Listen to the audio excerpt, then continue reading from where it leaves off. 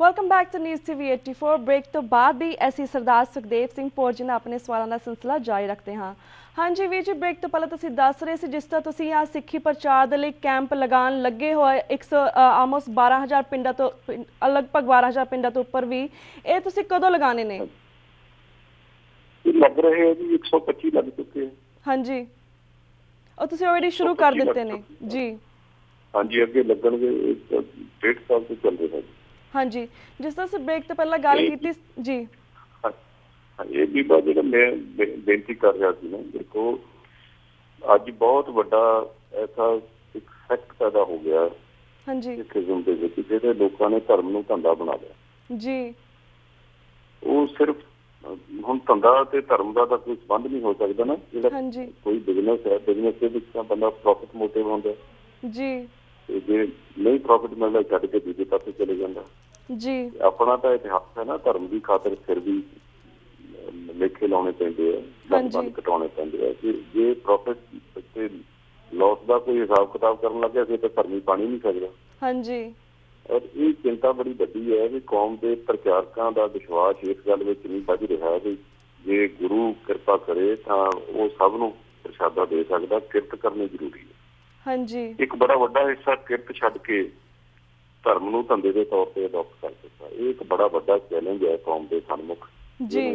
ਹਰ ਜਿਹੜਾ community member ਹੈ ਉਹਨੂੰ ਐਕਸੈਪਟ ਕਰਨਾ ਚਾਹੀਦਾ ਜੀ। ਔਰ ਇਹੀ ਕਾਰਨ ਹੈ ਕਿ ਜਿਹੜਾ ਮੈਂ ਇਹ ਸੁਝਾਅ ਦਿੱਤਾ ਸੀ ਪਿੰਡਾਂ ਵਿੱਚ ਪ੍ਰਚਾਰ ਦਾ, ਹੁਣ ਇੱਕ ਵਿਅਕਤੀ ਨੂੰ, ਇੱਕ ਪ੍ਰਚਾਰਕ ਨੂੰ ਅਸੀਂ ਟ੍ਰੇਨ ਕਰਕੇ ਅਗਰ 20 ਪਿੰਡਾਂ ਚ ਛੱਡਦੇ ਨੇ, ਹਾਂਜੀ, ਜੇ ਉਹ 20 ਪਿੰਡਾਂ ਚ ਇੱਕ ਪਿੰਡ ਵੀ ਰੋਜ਼ ਕਵਰ ਕਰੇ ਜੀ, ਤੇ 20 ਦਿਨਾਂ ਤੋਂ ਬਾਅਦ 10 ਛੁੱਟੀਆਂ ਵੀ ਕਰ ਸਕਦਾ ਇੱਕ ਮਹੀਨੇ। ਹਾਂਜੀ, ਤੇ ਉਹ ਹਰ ਸਾਲ ਦੇ ਵਿੱਚ ਇੱਕ ਪਿੰਡ ਵਿੱਚ 12 ਵਾਰੀ ਜਾਏਗਾ ਜੀ। 12 ਵਾਰੀ ਜਾਣ ਨਾਲ ਉਹਨੂੰ ਕੱਲੇ ਵਿਅਕਤੀ ਦੀ ਪਛਾਣ, ਕੱਲੇ ਵਿਅਕਤੀ ਦਾ ਕੀ ਉਹਦਾ ਸਟੇਟਸ ਹੈ, ਕੋਈ ਨਸ਼ਿਆਂ ਦਾ ਆਦੀ ਤਾਂ ਨਹੀਂ, ਗੁਰੂ ਗ੍ਰੰਥ ਸਾਹਿਬ ਨੂੰ ਛੱਡ ਤਾਂ ਨਹੀਂ ਚੁੱਕਾ ਜੀ, ਕਿਸੇ ਸਾਹਿਬ ਦੇ ਖੰਡੀ ਦੇ ਲੜ ਤਾਂ ਨਹੀਂ ਲੱਗ ਚੁੱਕਾ, ਕੋਈ ਹੋਰ ਤਾਂ ਨਹੀਂ ਪਖੰਡ ਕਰ ਰਿਹਾ। ਹਾਂਜੀ, ਸਾਰੀ ਜਾਣਕਾਰੀ ਸਾਨੂੰ ਪ੍ਰਾਪਤ ਹੋ ਸਕਦੀ ਹੈ ਔਰ ਉਹਦੇ ਅਕੋਰਡਿੰਗਲੀ ਹੀ ਸਾਰੇ ਪ੍ਰੋਗਰਾਮ ਬਣ ਸਕਦੇ।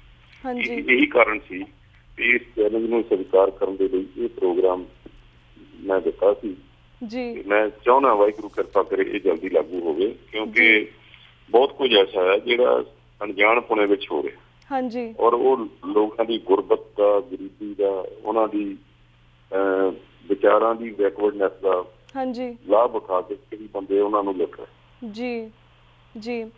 ਤੇ ਜਿਸ ਤਰ੍ਹਾਂ ਵੀ ਜੀ ਤੁਸੀਂ ਇੱਕ ਪਾਸੇ ਸਿੱਖੀ ਪ੍ਰਚਾਰ ਲਈ ਇੰਨਾ ਕੁਛ ਕਰ ਰਹੇ ਹੋ ਪੰਜਾਬ ਦੇ ਵਿੱਚ, ਦੂਸਰੇ ਪਾਸੇ ਕਸ਼ਮੀਰ ਦੇ ਡਿਸਟ੍ਰਿਕਟ ਦਾ ਜ਼ਿਲ੍ਹਾ ਬਾਰਾਮੂਲਾ ਜ਼ਿਲ੍ਹਾ ਜਿਹੜਾ ਸੀਗਾ, ਉੱਥੇ ਸਿੱਖ ਬੱਚਿਆਂ ਨੂੰ ਸਕੂਲ ਦੇ ਵਿੱਚ ਦਸਤਾਰ ਦੇ ਨਾਲ ਆਉਣ ਤੋਂ ਮਨਾ ਕਰ ਦਿੱਤਾ ਗਿਆ ਹੈ। ਇਸ ਲਈ ਯੂਨਾਈਟਿਡ ਸਿੱਖਸ ਆ ਉਹਨਾਂ ਨੇ ਤਾਂ ਕਾਫੀ ਕਾਰਵਾਈ ਕੀਤੀ ਹੈ, ਪਰ ਸ਼੍ਰੋਮਣੀ ਗੁਰਦੁਆਰਾ ਪ੍ਰਬੰਧਕ ਕਮੇਟੀ ਇਸ ਦੇ ਵਿੱਚ ਕੀ ਕਰ ਰਹੀ ਹੈ? ਨਹੀਂ, ਸ਼੍ਰੋਮਣੀ ਗੁਰਦੁਆਰਾ ਪ੍ਰਬੰਧਕ ਕਮੇਟੀ ਨੇ ਵੀ ਕੀਤਾ ਜੀ। ਮੈਂ ਗਿਆ ਸੀ ਉੱਥੇ, ਪਹਿਲਾਂ ਵੀ ਗਿਆ ਸੀ। ਮੈਂ ਉਹਨਾਂ ਸਾਰੇ ਸਿੰਘਾਂ ਨੂੰ ਜਾਣਦਾ ਜਿਹੜੇ ਉਹ ਪ੍ਰਬੰਧ ਵੀ ਕਰਦੇ ਆ ਜੀ। ਔਰ ਉਹ ਸਾਰਾ ਹੀ ਜਿਹੜਾ ਉਹ ਪ੍ਰੈਸ਼ਰ ਹੈ ਸ਼੍ਰੋਮਣੀ ਗੁਰਦੁਆਰਾ ਪ੍ਰਬੰਧਕ ਕਮੇਟੀ ਨੇ ਵੀ ਬਣਾਇਆ, ਅਕਾਲ ਤਖਤ ਸਾਹਿਬ ਨੇ ਵੀ ਬਣਾਇਆ। ਹਾਂਜੀ, ਔਰ ਉਹ ਇਸ ਤਰ੍ਹਾਂ ਉਹਨਾਂ ਨੂੰ ਕਰ ਨਹੀਂ ਦਿਆਂਗੇ ਜੀ, ਜੋ ਮਰਜ਼ੀ ਕਰੀ ਜੀ। ਤੇ ਹੋਰ ਵੀ ਕਾਫੀ ਕੇਸਿਸ ਸਾਹਮਣੇ ਆਉਂਦੇ ਨੇ, ਜਿਸ ਤਰ੍ਹਾਂ ਫਰਾਂਸ ਦੇ ਵਿੱਚ 5 ਕਕਾਰਾਂ ਤੋਂ ਮਨਾ ਕਰ ਦਿੱਤਾ ਗਿਆ ਹੈ, ਜਾਂ ਫਿਰ ਟਰਬਨ ਇਸ਼ੂ ਸਾਹਮਣੇ ਆਉਂਦੇ, ਉਸ ਦੇ ਵਿੱਚ ਵੀ ਯੂਨਾਈਟਿਡ ਸਿੱਖਸ ਕਾਫੀ ਅੱਗੇ ਆਏ ਨੇ। ਉਸ ਵੇਲੇ ਸ਼੍ਰੋਮਣੀ ਕਮੇਟੀ ਉਸ ਦੇ ਬਾਰੇ ਸ਼੍ਰੋਮਣੀ ਕਮੇਟੀ ਕੀ ਕਰ ਰਹੀ ਹੈ? ਹਾਂ, ਯੂਨਾਈਟਿਡ ਸਿੱਖਸ ਨੂੰ ਵੀ ਇਸ ਗੱਲ ਦਾ ਪਤਾ। ਸਭ ਤੋਂ ਪਹਿਲਾਂ ਮੈਂ ਹੀ ਡੈਲੀਗੇਸ਼ਨ ਲੈ ਕੇ ਗਿਆ ਸੀ। ਹਾਂਜੀ, ਜਦੋਂ ਫਰਾਂਸ ਦੇ ਜਿਹੜੇ ਵਿਦੇਸ਼ ਮੰਤਰੀ ਸੀਗੇ ਮਿਸਟਰ ਵੈਲਕਨ ਜੀ, ਤੇ ਮੈਂ ਸਰਦਾਰ ਸੁਖਦੇਵ ਸਿੰਘ ਢੀਂਡਸਾ ਉਸ ਵੇਲੇ ਕੈਬਨਿਟ ਮਿਨਿਸਟਰ ਸੀ ਸੈਂਟਰ ਦੇ ਵਿੱਚ, ਤੇ ਸਰਦਾਰ ਤਰਲੋਚਨ ਸਿੰਘ ਮਿਨੋਰਟੀ ਕਮਿਸ਼ਨ ਦੇ ਚੇਅਰਮੈਨ ਸੀ। ਸਾਡਾ 3 ਜਣਿਆਂ ਦਾ ਡੈਲੀਗੇਸ਼ਨ ਗਿਆ ਸੀ। ਹਾਂਜੀ, ਅਸੀਂ ਉਹਨਾਂ ਨੂੰ ਸਾਰੀ ਗੱਲ ਸਮਝਾਈ ਸੀ ਉੱਥੇ ਜੀ। ਸਮਝਾਉਣ ਤੋਂ ਬਾਅਦ ਫਿਰ ਜਦੋਂ ਉਹ ਪ੍ਰਾਈਮ ਮਿਨਿਸਟਰ ਬਣ ਗਏ, ਫਿਰ ਅਸੀਂ ਉਹਨਾਂ ਨੂੰ ਮਿਲ ਕੇ ਉਹਨਾਂ ਗੱਲਾਂ ਬਾਰੇ ਗੱਲ ਕੀਤੀ। ਫਿਰ ਮਿਸਟਰ ਸਰਕੋਜ਼ੀ ਉੱਥੋਂ ਪ੍ਰੈਜ਼ੀਡੈਂਟ ਬਣੇ, ਸਰਕੋਜ਼ੀ ਨਾਲ ਵੀ ਸਾਰੀ ਗੱਲ ਹੋਈ ਜੀ। ਮਸਲਾ ਦਰਅਸਲ ਉਸ ਵੇਲੇ ਵਿਗੜ ਜਾਂਦਾ ਹੈ ਜਦੋਂ ਸਾਡੇ ਵਿੱਚੋਂ ਕੁਝ ਬੰਦਿਆਂ ਨੇ ਜਾ ਕੇ ਉੱਥੇ ਧਰਨੇ ਮੁਜ਼ਾਹਰੇ ਕਰਨੇ ਸ਼ੁਰੂ ਕਰ ਦਿੱਤੇ।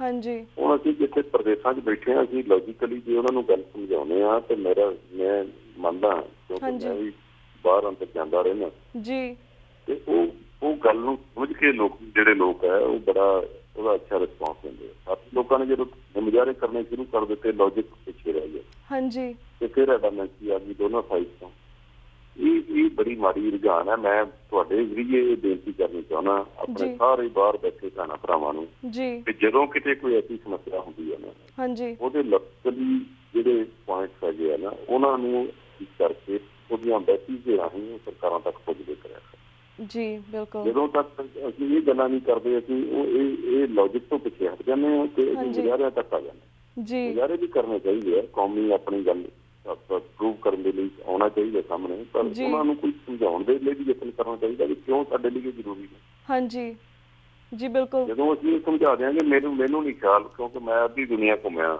ਮੈਨੂੰ ਨਹੀਂ ਲੱਗਦਾ ਵੀ ਕੋਈ ਚਿੱਟੀ ਚਮੜੀ ਵਾਲਾ ਇਸ ਗੱਲੋਂ ਵਿਤਕਰਾ ਕਰਦਾ ਹੋਵੇ ਵੀ ਇਹਨੇ ਕੱਪੜੇ ਹੋ ਜਾਏ ਪਾਏ, ਇਹਦਾ ਸਰੂਪ ਕਿਹੋ ਜਿਹਾ, ਉਹਨਾਂ ਦਾ ਕੰਮ ਨਾਲ ਮਤਲਬ ਹੈ, ਵਰਕ ਕਲਚਰ ਨੂੰ ਤਰਜੀਹ ਦਿੰਦੇ ਆ ਜੀ। ਉਹ ਕੱਪੜੇ ਕਿਹੋ ਜਿਹਾ ਪਹਿਨਦਾ, ਕੋਈ ਨਹੀਂ ਪਹਿਨਦਾ, ਕੋਈ ਰੱਖਦਾ, ਨਹੀਂ ਰੱਖਦਾ, ਉਹਨਾਂ ਨਾਲ ਕੋਈ ਮਤਲਬ ਨਹੀਂ ਜੀ, ਸਿਰਫ ਸਮਝਾਉਣ ਦੀ ਜੀ। ਤੇ ਸੁਖਦੇਵ ਜੀ ਇਹ ਵੀ ਦੱਸੋ ਕਿ ਜਿਹੜੀ ਮਨਮੋਹਨ ਸਰਕਾਰ ਆ ਉਸਨੇ ਇਸ ਟਰਬਨ ਇਸ਼ੂ ਦੇ ਵਿੱਚ ਵੀ ਕੁਝ ਕੀਤਾ ਕਿ ਸਿਰਫ ਗੱਲਾਂ ਬਾਤਾਂ ਨੇ ਟਾਈਮ ਸਾਰ ਦਿੱਤਾ?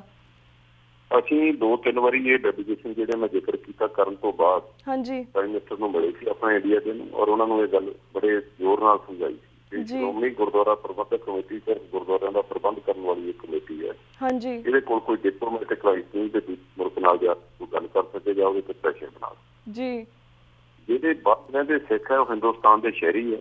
ਪ੍ਰਾਈਮ ਮਿਨਿਸਟਰ ਨੂੰ ਪ੍ਰਾਈਮ ਮਿਨਿਸਟਰ ਦੀ ਇਹ ਡਿਊਟੀ ਹੈ ਕਿ ਆਪਣੇ ਜਿਹੜੇ ਹਿੰਦੁਸਤਾਨ ਦੇ ਮੂਲਵਾਦੀ ਲੋਕ ਹੈ ਉਹਨਾਂ ਦਾ ਅਧਿਕਾਰਾਂ ਦੀ ਰਾਖੀ ਕਰੇ ਜੀ। ਬਿਲਕੁਲ। ਔਰ UNO ਦਾ ਚਾਰਟਰ ਵੀ ਇੱਕ ਗੱਲ ਦਾ ਗਵਾਹ ਕਿ ਕਿਸੇ ਵਿਅਕਤੀ ਨਾਲ ਜਿਹੜਾ ਲੀਗਲ ਤੌਰ ਤੇ ਕਿਸੇ ਵੀ ਕੰਟਰੀ 'ਚ ਰਹਿੰਦਾ ਉਹਦੇ ਨਾਲ ਕਾਸਟ, ਕਲਰ, ਕਰੀਡ ਜਾਂ ਰਿਲੀਜਨ ਦੇ ਤੌਰ ਤੇ ਕੋਈ ਵਿਤਕਰਾ ਨਹੀਂ ਹੋ ਸਕਦਾ। ਤੁਸੀਂ ਇਸ ਰਾਈਟ ਨੂੰ ਜਿਹੜਾ ਸਾਡਾ ਆਪਣਾ ਇਹ ਇੰਡੀਵਿਜੂਅਲ ਰਾਈਟ ਹੈ, ਇਹਨੂੰ ਕਿਉਂ ਤੁਸੀਂ ਉਹਨਾਂ ਨਾਲ ਗੱਲ ਕਰਦੇ? ਤੁਸੀਂ ਉਹਨਾਂ ਤੇ ਪ੍ਰੈਸ਼ਰ ਬਣਾਓ ਜੀ। ਇਹਨਾਂ ਨੇ ਕਿਸੇ ਨੇ ਵੀ ਡਿਪਲੋਮੈਟਿਕ ਪੱਧਰ ਤੇ ਇਹ ਗੱਲ ਬਹੁਤ ਜ਼ੋਰ ਨਾਲ ਨਹੀਂ ਉਠਾਈ।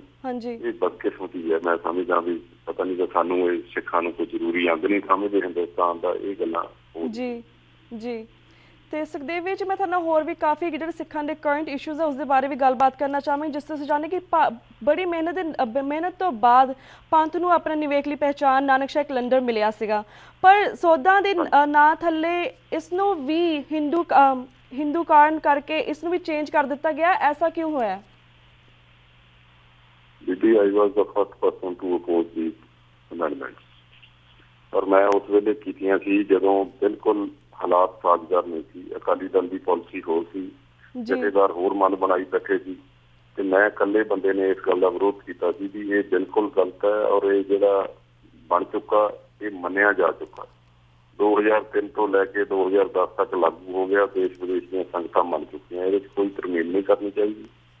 ਔਰ ਉਹਨਾਂ ਨੇ ਇੱਕ ਲੌਜਿਕ ਦੇਣੀ ਸ਼ੁਰੂ ਕਰ ਦਿੱਤੀ ਵੀ ਜੀ ਇਹ ਅਕਾਲ ਤਖ਼ਤ ਦਾ ਹੁਕਮ ਹੈ। ਮੈਂ ਇਹ ਵੀ ਬੇਨਤੀ ਕੀਤੀ ਸੀ ਵੀ 2003 'ਚ ਵੀ ਅਕਾਲ ਤਖ਼ਤ ਤੋਂ ਹੁਕਮ ਜਾਰੀ ਹੋਇਆ ਔਰ ਮੇਰਾ ਜਿਹੜਾ ਮੇਨ ਓਬਜੈਕਸ਼ਨ ਦਾ ਕਾਰਨ ਸੀ ਉਹ ਇਹ ਸੀ ਵੀ ਜਿਹੜੇ ਲੋਕਾਂ ਨੇ 2003 ਤੋਂ ਲੈ ਕੇ 10 ਤੱਕ ਨਹੀਂ ਮੰਨਿਆ ਅਕਾਲ ਤਖ਼ਤ ਨੂੰ, ਉਹਨਾਂ ਤੇ ਅੱਗੇ ਝੁਕਣਾ ਨਹੀਂ ਚਾਹੀਦਾ। ਪਹਿਲਾਂ ਉਹਨਾਂ ਨੂੰ ਇਹ ਮਨਾਉਣਾ ਚਾਹੀਦਾ, ਫਿਰ ਜੋ ਕਰਨਾ ਉਹਨਾਂ ਦੀ ਰਾਏ ਨਾਲ ਬੈਠ ਕੇ ਜੋ ਕੌਮ ਨੇ ਕਰਨਾ ਕਰ ਲੈ, ਕਿਉਂਕਿ ਉਹਨਾਂ ਨੇ 2003 ਤੋਂ ਲੈ ਕੇ 10 ਤੱਕ ਬਾਗੀ ਰਹੇ। ਉਹਨਾਂ ਨੇ ਇਸ ਕੈਲੰਡਰ ਨੂੰ ਪ੍ਰਵਾਨਗੀ ਨਹੀਂ ਦਿੱਤੀ।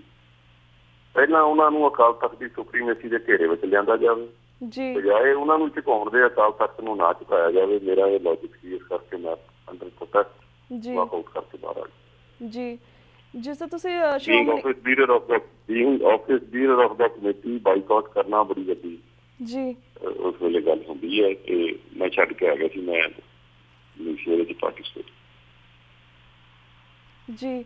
ਤੇ ਜਿਸ ਤਰ੍ਹਾਂ ਤੁਸੀਂ ਸ਼੍ਰੋਮਣੀ ਗੁਰਦੁਆਰਾ ਪ੍ਰਬੰਧਕ ਕਮੇਟੀ ਜਨਰਲ ਸੈਕਟਰੀ, ਤੁਸੀਂ ਇਹ ਵੀ ਦੱਸ ਸਕਦੇ ਸਾਡੇ ਦਰਸ਼ਕਾਂ ਨੂੰ ਦੱਸੋ ਕਿ ਜਿਹੜਾ ਇਹ ਕੈਲੰਡਰ ਇਹ ਓਰੀਜਨਲ ਵਾਪਿਸ ਆਏਗਾ ਜਾਂ ਫਿਰ ਹਿੰਦੂਕਰਨ ਥੱਲੇ ਹੀ ਰਹੇਗਾ? ਇਹ ਬੀਬੀ ਜੀ ਮੇਰੇ ਹੁਣ ਅਧਿਕਾਰ ਖੇਤਰ ਤੋਂ ਬਾਹਰ ਦੀਆਂ ਗੱਲਾਂ, ਕਿਉਂਕਿ ਇਹ ਜਥੇਦਾਰ ਸਾਹਿਬਾਨ ਨੇ ਫੈਸਲਾ ਕਰਨਾ ਹੁੰਦਾ। ਜੇ ਤਾਂ ਜਥੇਦਾਰ ਸਾਹਿਬਾਨ ਕੌਮੀ ਹਿੱਤਾਂ ਨੂੰ ਧਿਆਨ ਵਿੱਚ ਰੱਖ ਕੇ ਕੋਈ ਨਿਰਣਾ ਲੈਣ ਫਿਰ ਤਾਂ ਉਹ ਜੋ ਮੈਂ ਕਹਿ ਰਿਹਾ ਸੀ ਉਹ ਸੌਖਾ ਸੀ। ਮੈਂ ਇਹ ਕਹਿ ਰਿਹਾ ਸੀ ਵੀ ਪਾਲ ਸਿੰਘ ਪੁਰੇਵਾਲ ਨੇ ਕੈਲੰਡਰ ਬਣਾਇਆ, ਜਿਹੜੇ ਕ੍ਰਿਟਿਕਸ ਹੈ ਉਹਨਾਂ ਨੂੰ ਸਾਹਮਣੇ ਬਿਠਾ ਦਿਓ, ਜਦੋਂ ਦੋਨੇ ਹੀ ਕੋਈ ਸਾਂਝਾ ਫੈਸਲਾ ਕਰਦੇ ਨੇ ਉਹਨੂੰ ਕੌਮ ਪ੍ਰਵਾਨ ਕਰਦੇ। ਨਾ ਤਾਂ ਮੇਰੀ ਇਹ ਗੱਲ ਮੰਨੀ ਗਈ ਤੇ ਨਾ ਮੈਂ ਜਦੋਂ ਪੁੱਛ ਰਿਹਾ ਸੀ ਵੀ ਤੁਸੀਂ ਦੱਸੋ 4 ਆਫਿਸ ਬੀਅਰਰ ਤੇ 11 ਐਗਜ਼ੈਕਟਿਵ ਮੈਂਬਰ ਬੈਠੇ ਸੀ ਵੀ ਮੇਰੇ ਕੋਈ ਸਵਾਲ ਹੈ ਮੈਂ ਪੁੱਛਣਾ ਚਾਹੁੰਦਾ, ਮੇਰੇ ਸਵਾਲਾਂ ਦਾ ਉੱਤਰ ਵੀ ਮੈਨੂੰ ਕੁਝ ਨਹੀਂ ਮਿਲਿਆ ਤੇ ਫਿਰ ਮੈਂ ਕਿਹਾ ਵੀ ਮੈਂ ਇਸ ਪਾਪ ਭਾਗੀਦਾਰ ਨਹੀਂ ਬਣਨਾ, ਮੈਂ ਛੱਡ ਕੇ ਬਾਹਰ ਆ ਗਿਆ ਜੀ। ਤੇ ਜਿਨ੍ਹਾਂ ਨੇ ਨਾਨਕਸ਼ਾਹੀ ਜਿਨ੍ਹਾਂ ਨੇ ਨਾਨਕਸ਼ਾਹੀ ਕੈਲੰਡਰ ਦੀ ਪੂਰਾ ਚੇਂਜ ਕਰ ਦਿੱਤਾ, ਇਹਨੂੰ ਉਲਟਾ ਦਿੱਤਾ ਹੈ, ਤੇ ਦੂਸਰੇ ਪਾਸੇ ਹੀ ਉਹ ਜਿਹੜੀ ਸ਼ਹੀਦਾਂ ਦੀ ਯਾਦਗਾਰ ਹਰਿਮੰਦਰ ਸਾਹਿਬ ਦੇ ਅੰਦਰ ਬਣੀ ਹੈ ਉਹਨੂੰ ਵੀ ਵਿਵਾਦਾਂ ਦੇ ਘੇਰੇ ਵਿੱਚ ਘੇਰਿਆ ਹੋਇਆ ਹੈ। ਇਸ ਦੇ ਬਾਰੇ ਤੁਹਾਡਾ ਕੀ ਵਿਚਾਰ ਨੇ? ਦੇਖੋ, ਕੌਮ ਦੇ ਸ਼ਹੀਦ ਕੌਮਾਂ ਨੇ ਨਿਰਧਾਰਿਤ ਕਰਨੇ ਹੁੰਦੇ ਆ, ਕਿਸੇ ਹੋਰ ਵਿਅਕਤੀ ਨੇ ਨਹੀਂ ਕਰਨੇ ਹੁੰਦੇ ਜੀ।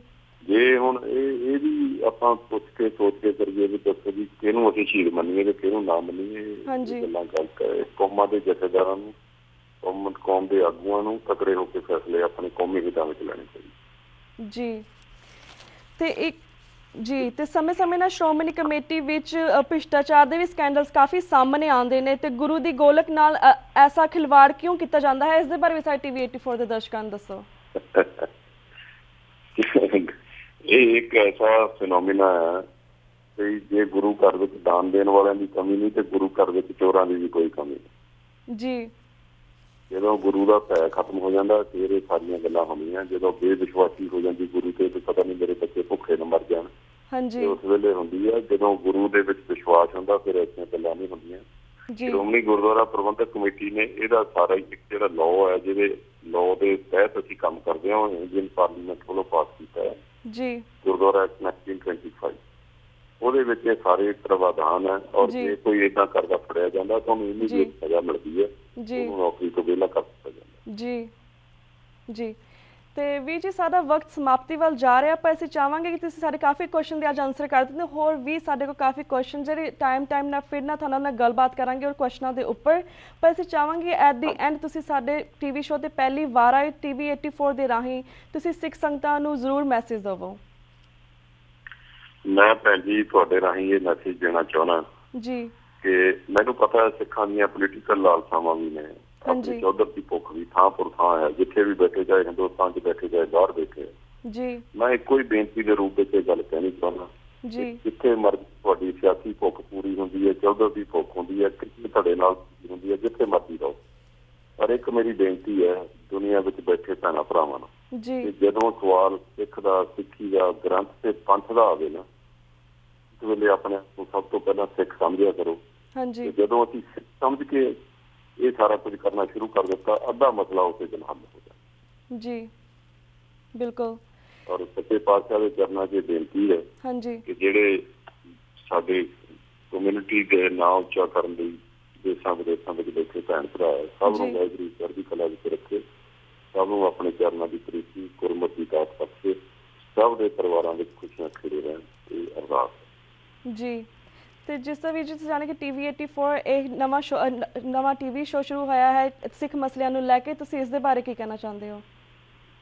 ਇਹ ਬੜਾ ਅੱਛਾ ਪਲੇਟਫਾਰਮ ਹੈ। ਮੈਂ ਪਹਿਲਾਂ ਬੇਨਤੀ ਕੀਤੀ ਹੈ, ਜਦੋਂ ਆਪਾਂ ਸੰਵਾਦ ਨਹੀਂ ਕਰਾਂਗੇ ਨਾ, ਡਿਸਕਸ਼ਨ ਨਹੀਂ ਕਰਾਂਗੇ ਤੇ ਕੋਈ ਨਤੀਜੇ ਨਹੀਂ ਨਿਕਲਦੇ ਜੀ। ਜੇ ਕੇਵਲ ਸੁਣ ਤੱਕ ਸੀਮਤ ਰਹਿ ਜਾਈਏ, ਸੁਣਾਉਣ ਦੀ ਵਾਰੀ ਨਾ ਆਵੇ ਤੇ ਫਿਰ ਉਹ ਗੱਲਾਂ ਅਧੂਰੀਆਂ ਰਹਿ ਜਾਂਦੀਆਂ। ਇਹ TV ਇੱਕ ਐਸਾ ਪਲੇਟਫਾਰਮ ਹੈ ਜਿਹੜਾ ਇੱਕ ਚੰਗੀ ਅੱਛੀ ਹੈਲਦੀ ਡਿਸਕਸ਼ਨ ਤੇ ਲੈ ਕੇ ਆਉਂਦੇ, ਹਰ ਇੱਕ ਕੌਮੀ ਹਿੱਤਾਂ ਦੀ ਖਾਤਰ ਕੀ ਕੀਤਾ ਜਾ ਸਕਦਾ, ਕੀ ਹੋ ਰਿਹਾ, ਕਿਵੇਂ ਇਹਨੂੰ ਅਮੈਂਡ ਕੀਤਾ ਜਾ ਸਕਦਾ, ਇਹ ਸਾਰੀਆਂ ਚੀਜ਼ਾਂ ਕਮਿਊਨਿਟੀ ਨੂੰ ਪਤਾ ਲੱਗਦੀਆਂ ਔਰ ਇਹਦੇ ਨਾਲ ਇੰਟਰੈਕਸ਼ਨ ਵੱਧਦੀ ਜੀ। ਇਹ ਅੱਛੀ, ਬਹੁਤ ਅੱਛੀ ਸੋਚ ਹੈ ਔਰ ਮੈਂ ਇਹਦੀ ਪ੍ਰਸ਼ੰਸਾ ਵੀ ਕਰਦਾ ਜੀ। ਤੇ ਵੀਰ ਜੀ ਤੁਹਾਡਾ ਬਹੁਤ ਬਹੁਤ ਸ਼ੁਕਰੀਆ ਕਿ ਤੁਸੀਂ ਸਾਰੇ ਬਾਹਰਲੇ ਸਿੱਖ ਸੰਗਤਾਂ ਦੇ ਰੂਬਰੂ ਹੋਏ। ਟਾਈਮ ਨਾਲ ਫਿਰ ਤੋਂ ਤੁਹਾਡੇ ਨਾਲ ਗੱਲਬਾਤ ਕਰਾਂਗੇ। ਤਦ ਤੱਕ ਲਈ ਸਤਿ ਸ਼੍ਰੀ ਅਕਾਲ। ਵਾਹਿਗੁਰੂ ਜੀ ਕਾ ਖਾਲਸਾ, ਵਾਹਿਗੁਰੂ ਜੀ ਕੀ ਫਤਿਹ। ਵਾਹਿਗੁਰੂ ਜੀ ਕੀ ਫਤਿਹ। ਤੇ ਵੀਰਸ ਇੱਥੇ ਮੈਂ ਤੁਹਾਡੇ ਕੋਲ ਇਜਾਜ਼ਤ ਲੈਣੀ ਹੈ। ਕੱਲ ਨੂੰ ਮਿਲਾਂਗੇ ਸੇਮ ਟਾਈਮ ਸੇਮ ਸ਼ੋਅ ਤੇ। ਤਦ ਤੱਕ ਲਈ ਸਤਿ ਸ਼੍ਰੀ ਅਕਾਲ। ਵਾਹਿਗੁਰੂ ਜੀ ਕਾ ਖਾਲਸਾ, ਵਾਹਿਗੁਰੂ ਜੀ ਕੀ ਫਤਿਹ।